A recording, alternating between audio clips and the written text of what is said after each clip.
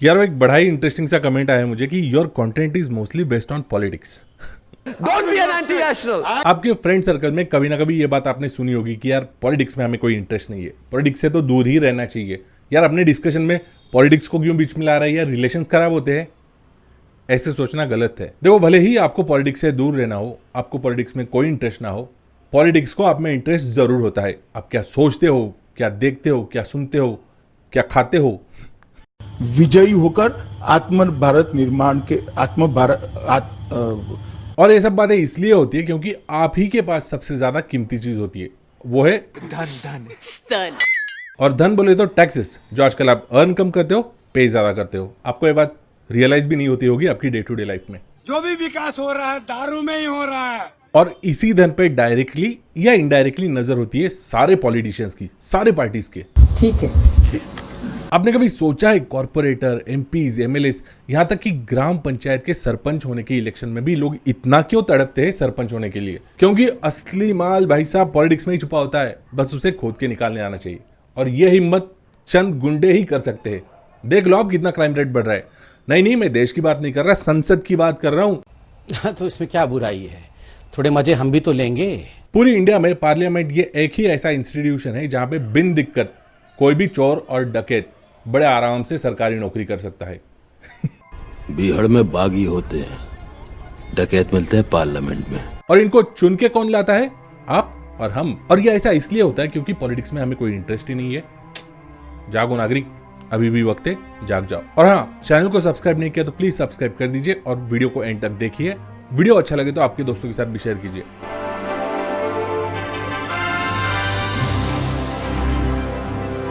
तो भाई साहब, वैक्सीन बहुत ही जल्द मिलने वाली है। सब लोग खुशी के मारे पागल हो रहे हैं। आने वाली कुछ ही हफ्तों में भारत सरकार इसके रोल आउट शुरू कर देगी और उसकी ड्राई रन की प्रोसेस भारत सरकार वो भी बहुत जल्द शुरू करने जा रही है। बहुत जोरों शोरों से तैयारियां हो रही है, अच्छी बात है।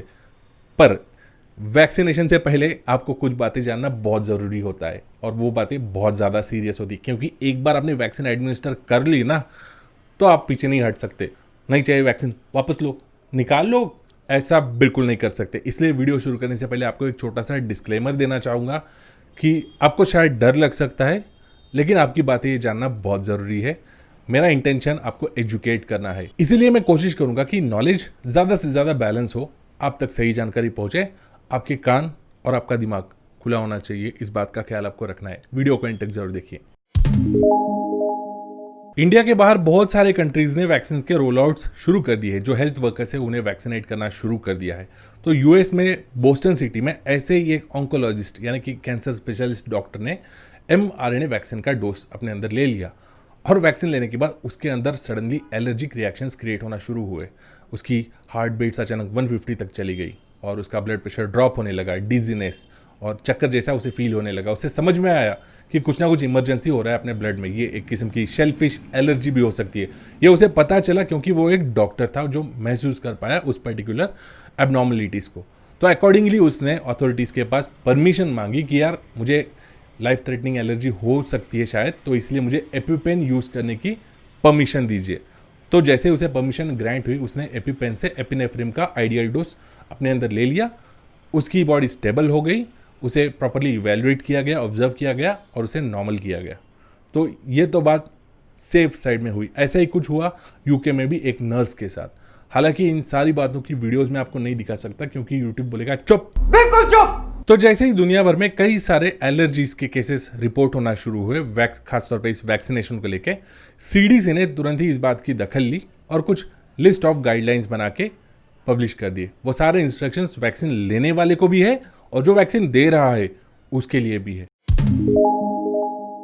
वैक्सीन्स में कई सारे इंग्रेडिएंट्स होते हैं, मतलब वायरल कंपोनेंट्स के अलावा भी कई सारे इंग्रेडिएंट्स ऐसे होते हैं जिन्हें एडजुवेंट्स बोला जाता है, जो उस वैक्सीन की अपनी बॉडी में एक्सेप्टेंसी बढ़ाता है। हालांकि इन इंग्रेडिएंट्स का कुछ लोगों में एलर्जिक रिएक्शन भी हो सकता है। तो इसीलिए आपको याद रखना है कि आपको किसी भी इस इंग्रेडिएंट से एलर्जी है तो अकॉर्डिंगली आपके डॉक्टर को वैक्सीन लेने से पहले बताना है, उसके साथ डिस्कस करनी है ये बात। उसने वो डिसाइड करेगा कि यार आपको वैक्सीन लेनी चाहिए या नहीं लेनी चाहिए। और इसके अलावा कोरोना वायरस की वैक्सीन को छोड़ो, आपको किसी भी वैक्सीन से पहले कभी एलर्जी हुई है क्या, इस बात को याद करना है।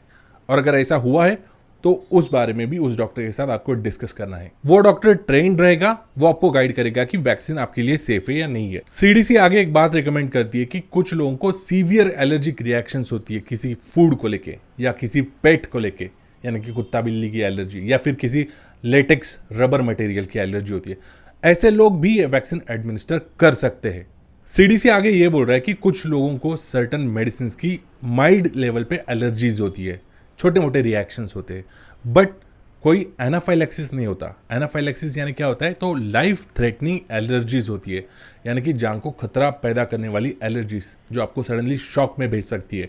तो अगर ऐसी एलर्जीज आपको नहीं है, आपको बस माइल्ड एलर्जीज है किसी मेडिसिन की, ठीक है, तो आप ऐसे कंडीशन में भी वैक्सीन एडमिनिस्टर कर सकते हो। चलो मान लो कि आपको वैक्सीन के किसी भी कंपोनेंट से कोई एलर्जी नहीं है, बट फिर भी वैक्सीन एडमिनिस्टर करने के बाद, उसका फर्स्ट शॉट लेने के बाद आपको एलर्जी हो गई, तो आपको सेकंड डोज के लिए आगे बढ़ना नहीं है, आपको सेकंड डोज एडमिनिस्टर नहीं करना है।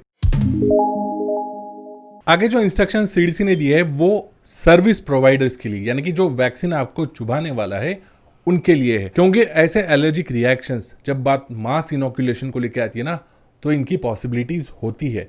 इसीलिए सीडीसी बोलता है कि जहां पे भी वैक्सीनेशन का यूनिट है, वहां पे जिन लोगों को सीवियर एलर्जीज की कोई हिस्ट्री है उनके लिए 30 मिनट्स मॉनिटरिंग की व्यवस्था होनी चाहिए, और जिन लोगों को कोई एलर्जी नहीं है, कोई हिस्ट्री नहीं है, उन लोगों को भी 15 मिनट्स तक मॉनिटर किया जाना चाहिए।